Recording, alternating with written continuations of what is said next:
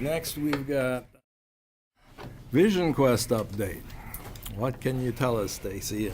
Not a whole lot, unfortunately, but let's just go back because I see a lot of people here that I haven't seen before. Right now what we're doing is basically going around to various community organizations and meetings to find out if there would be community support for a new teacher-led school. And we've got this big proposal here that we'll pass around for anybody who's interested. But so we've been working with the RTA and the districts, and I guess like if we were to sum it all up, we want to have a teacher-led school, no administration, consensus-style leadership, heavily involved with the communities. Love Very, very community oriented. So in fact, the community would be part of the administrative body.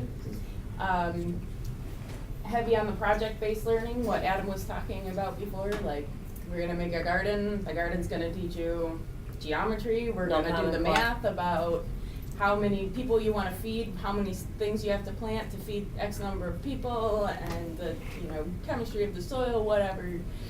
As many subjects as you can pull into each project as possible and make it really relevant. And we'll also be heavily focused on the arts. Well, they're being eliminated now. We see that the research says that kids who have time with the arts do better in every other area, and we want to keep that open. So basically we're thinking right now we're thinking we'd like to come into the 19th ward, but we want to know if the community is with us, or if we're pushing ourselves on people who've got their own things to worry about and they don't want to deal with us right now, or whether or not it's a great idea. We discussed briefly, and there's a lot of misinformation flying around about this right now, apparently, a lot of rumors as to what we really want to do. So let me just clarify that when we believed that 44 was going to close, there was some discussion about possibly working with 44 if those teachers were open to working with us to both keep it open and give Vargas his cake and let him eat it too, because he wanted to basically hand us a failing school And convert it to a charter school. And open. So. What his thinking is at this point in time. I know that, my name is Angela Ferris, by the way. I'm a teacher at 54 right now. I'm one of the committee members with Stacie who are creating this, hopefully, school. But yeah, when the idea first came out, it was going to be teacher-led. We will have to have someone with an administrative degree, but he or she won't necessarily be reporting to central office as much as he would report to the teachers and be part of like a governing committee. And I had a proposal done, had a meeting with Dr. Vargas and Dr. Urbanski, and we listened to Dr. Vargas say how much he's tired of losing families to charter schools, and then half an hour later he said, how would you feel about becoming a conversion charter? And I looked at him and said, no, I have no interest in that. That's not what we're trying to do. And then when the RTA's new contract came out, there was a little thing in there about TLSs, and it said that they cannot be startup schools, which is what we wanted to do. And he wants them to be conversion charter schools. So yeah. So I mean, we're right now everything's at a standstill. I know that Adam is trying to really convince him, at least he was last time I talked to him, that these should not be charter schools. The thinking was that they probably could not convince him about letting us be a startup school. So this is Vargas that's saying that he wants these to be charter schools? That was the last we heard, yeah. which is confusing because we thought that those were the enemy, Yeah. because they were taking students away. Yeah. We A don't want conversion to do charter is that. different than a charter, and I think that's where the line is a little bit blurry. What's a And conversion charter? I can't speak exactly to what that is, but I know, I'm sorry, if it's okay. No, it's okay, So please, School because- 29, last year voted as a school to have a living contract and become a teacher-led school. We've been trying to get on the agenda to become a teacher-led school with a principal, just so you can put that out there. Only because. No, you said With a principal. Okay. And not forever, but for a while, because part of my role as the principal of a teacher-led school would be to build leadership capacity in the building. And teachers haven't always been given that leadership responsibility, so those levels and layers need to be built up within the staff.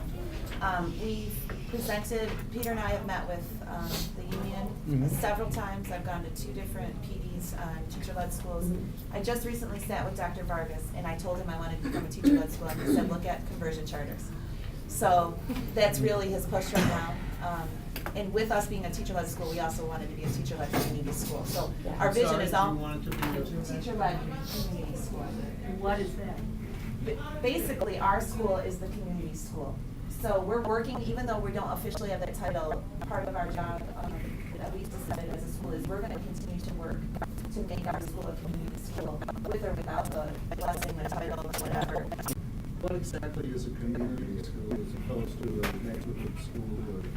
Right, so a community school in its purest form would be a 24-hour school that's open 7 days a week, where the community has access to all the resources the school has, and the school has access to the community as well.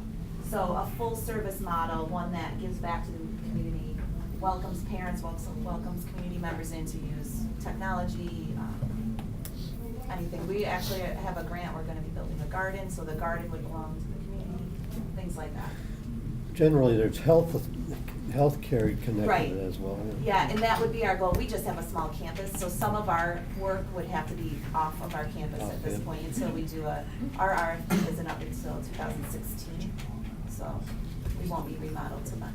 But just to revisit this question of conversion charter schools, they are charter schools in terms of the fact that they would become independent of the district. Eventually, right? So Right. there's like a Well, window. Yeah, but They it's a become- small window, so it's still 2 a years. charter. And I hope that the union stays firm, that RTA, and I don't know if ASAR has any I don't think interest ASAR at all. does.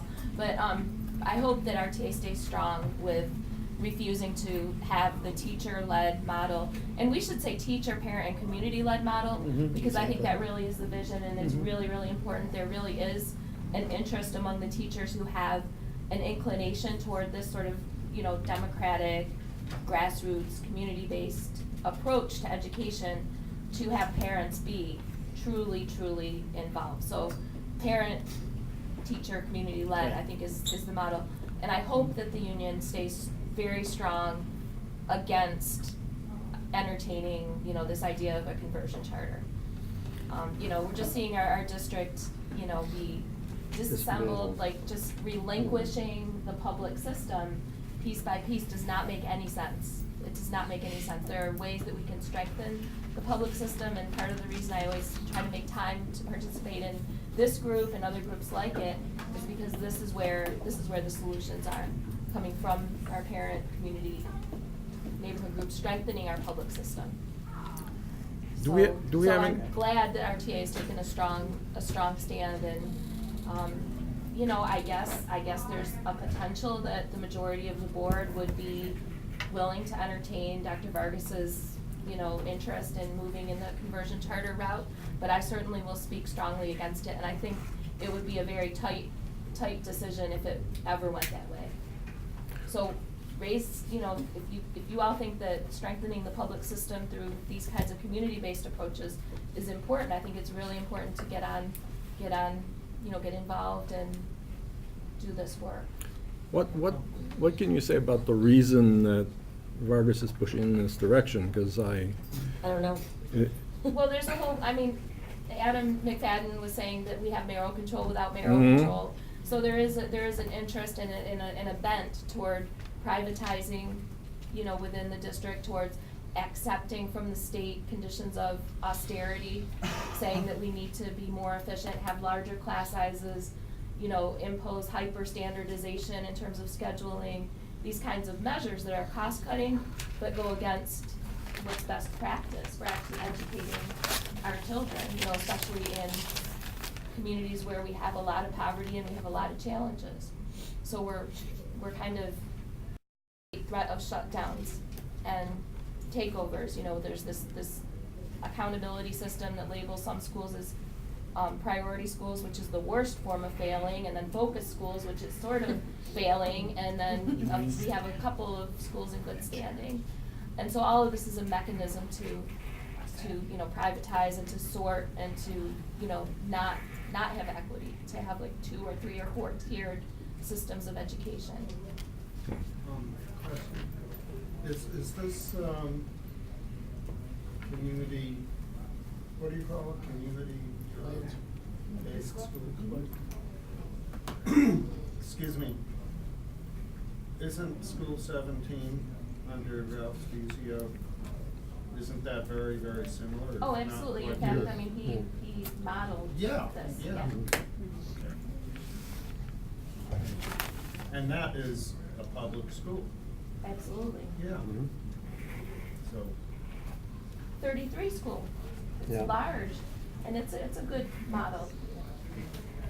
Not to put a sort of a negative side on Dream, but if you're doing project-based education, what prevents from basically what happened to School Without Walls when the Regents requirements came through, where prior to the Regents requirements coming through, School Without Walls was a solely project-based school that then basically became we have some project-based classes, but you're essentially a Regents-based school. That they only have one Regents. That was right when I was in the district as a student, right at the cut, when everything came through to Regents, they because my sister was attending classes there, they pretty much pulled everybody out of their classes and said, these are officially your project classes, but for right now, you have to take Regents exams. How do you hope to isolate yourself from things like that? That's not really what's School going Without on. Walls is a consortium school. Yeah. Okay. That's a different type of school, and they have no regulations. They're- Okay. We- Then that's changed since then. And we're also going to be in elementary school, so we're not gonna have to worry about Regents, and we are working with Dan Dermosich and the CJE to possibly become an elementary consortium school. Okay. There isn't any in New York State. I know that Dr. Vargas is very leery of elementary consortiums. My kids go to Cobblestone, it's a consortium school, it's a private school. But they talked about possibly becoming part of the district, keeping everything the same, but just being part of the district, and they were told no, because the idea of an elementary consortium made them nervous, I guess. So, but that's what we would be looking at. You would be looking at Cobblestone School? No, we'd be looking at becoming a consortium model. A what? Consortium. What's So that? we would be solely project-based learning. We would not be using Common Core, we would not be doing the state assessments. The teachers would be creating our own assessments based on what the kids are actually learning. So why would you do that? Why not? It's better for To kids. keep control for Yeah, yourself. it's better for kids, it's better for education. It's better for the school. It keeps the better for the teachers on their teachers. toes, keeps Yeah. teachers sharp. Yeah, the curriculum that I have to teach now, I don't need an education degree to teach that. All I have to do is read from a script. If I do it the way the state's telling me to do it. That's not how we want a school to run. And Ms. Ferris, that's for elementary education, Yeah. correct? Okay. Yeah. And then once It would it's be, matriculated for through K to that, 6. would they be able to go on to a middle school or a high school? I mean, the credits would Oh, yeah. be applicable. Yeah, Okay. yep.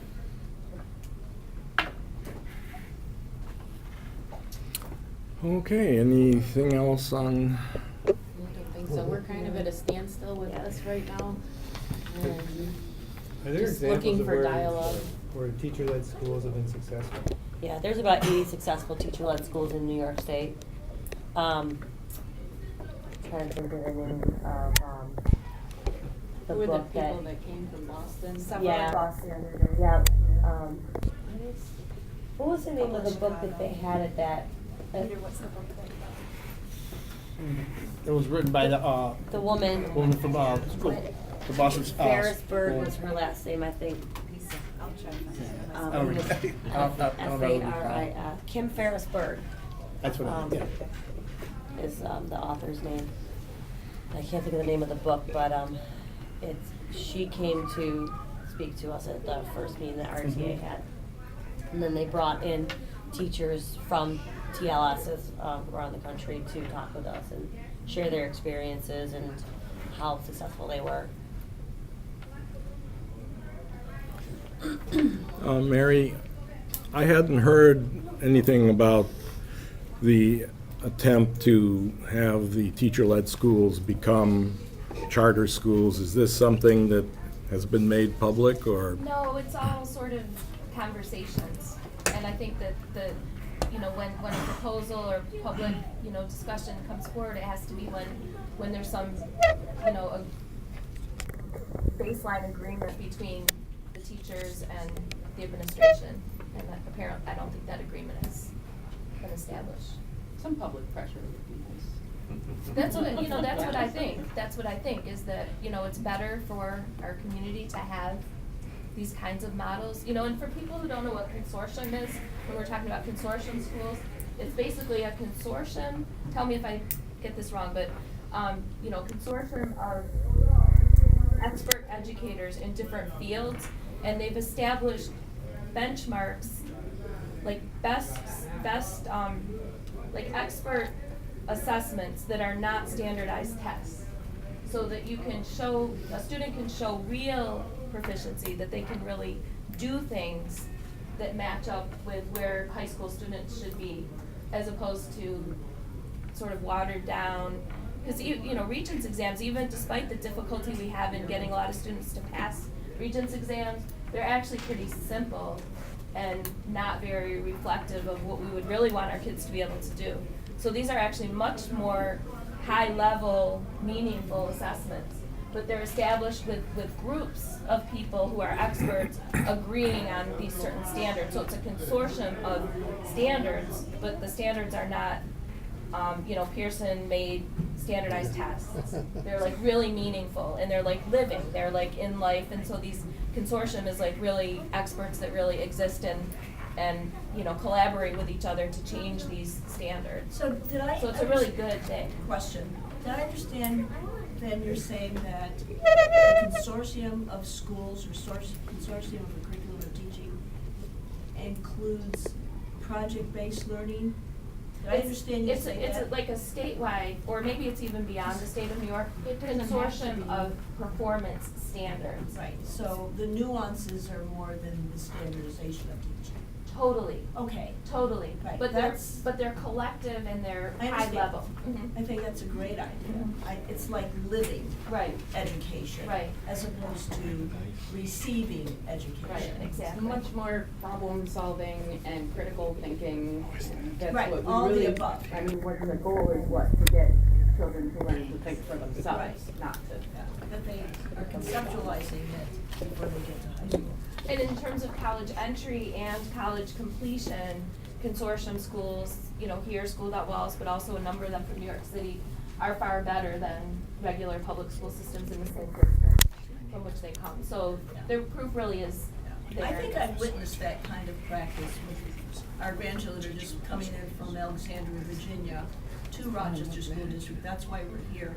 We're a little frightened right now on how we're going to strategize their entrance into the Rochester City School District. But at the same time, they came out of a project-based charter school in Columbia, South Carolina, with Mandarin as the primary language and English being translated. That's these youngsters here, their older brothers right there. So I love what you're doing and talking about it, and I hope you do more of it so that people can grasp what you're saying. Well, right now, there's only one school in the city school district. Which is And that? that's the School Without Walls. That's a high school. That's strictly like that world of inquiry, and other expeditionary type schools are very similar for elementary, or have important principles in common, I guess is fair to say. It was an amazing school, by the way. If you've never been in school without walls, I did a little bit of work in there when I was studying my education degree. And the culture that they have in that building is just amazing. The kids own the building. They own their projects. They own all of the extracurricular activities. And everybody is treated very respectfully. It's great. The name of that book, if anyone's interested, is Trusting Teachers with School Success, What Happens When Teachers Call the Shots. Thank you. The School 10, how does that rate? How similar is that in the way it's being run right now? It's an EL school. Yeah, it's the Okay, newest, it's- yeah. it's- My kids go there, Yeah. so I can tell you a little bit. It's a replication of World of Inquiry, which is, Mhm. you know, has been very successful. Do you teach that? The World of Inquiry, now I'm at Yeah, 54. Okay. And so it's expeditionary learning based model, and, you know, we're happy with it. See Common Core standardization as a concern, but I'm happy to say that we're not using the Engage New York supply modules for listening and learning. We are using the skills strands, which have some of those error ridden worksheets I was talking about. But we're able to, I think, you know, elevate what we already do and what we've been doing to kind of have some protective effect against the hyper-standardization. And then, of course, we are the extended learning school that Adam was talking about. Mhm. So there's more time, and so there's project-based learning incorporated into some of the extended day. Yeah. I don't know if you've gotten a chance to talk with GP yet, but she called me last night saying she was looking for some schools for her little ones here. We're almost desperate. And 10 kind of came to mind, but I don't know, you know. Where is the school without laws now? Where is it? Broadway. Broadway and But that moved from where it was, didn't it? That's still- I think it's been there forever. Yeah. Yeah, I know that.